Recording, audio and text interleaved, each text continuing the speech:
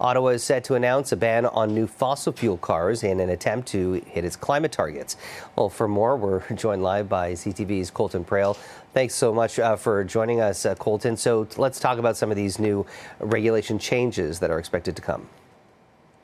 Yeah, this is a promise that was made back in 2021, and it moved up a timeline from an earlier province. At one point, Canada was looking to have 100% of all new vehicle sales be net zero emissions by 2040. Now that goal is 2035, and the announcement that comes tomorrow will set a clear standard and a clear deadline for how that will progress. So we know that by 2026, 1 in every 5 new vehicles will need to be net zero emissions. That increases to about 2 in every 3 vehicles by 2030, and then 100% of all new sales by 2035. It's a big shift from the way things currently work, but industry experts say really this levels the playing field.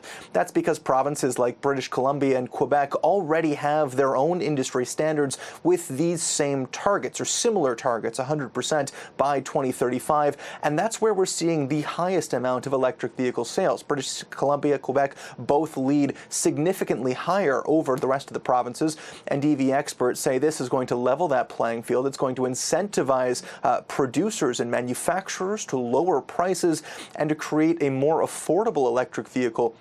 Something we're expecting in the next coming years, particularly from manufacturers like GM, who have a new line of EVs coming in the very near future. All of that is particularly important because if the government wants to hit this goal, a lot of things need to change, and not the least of that is price. It's a huge barrier for consumers. Electric vehicles cost about $14,000 more than a gas-powered car, and there's also the infrastructure that comes with that as well that is really holding back sales. According to auto manufacturers and experts in that industry, we need to see a major investment in charging stations, not just on highways and across the country, but in public areas and in homes. They say we need 2 million new chargers in homes and private spaces, but an additional 400,000 chargers in public spaces. And the government has so far only built about 33,000 of them, so far short of the target.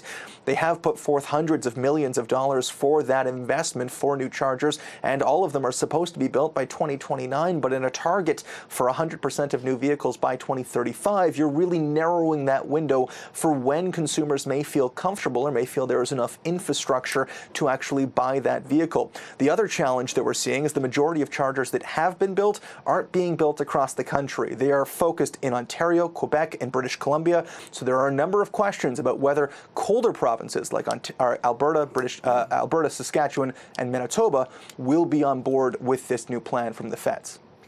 That's CTV's Colton Prale. We appreciate the update. Thank you.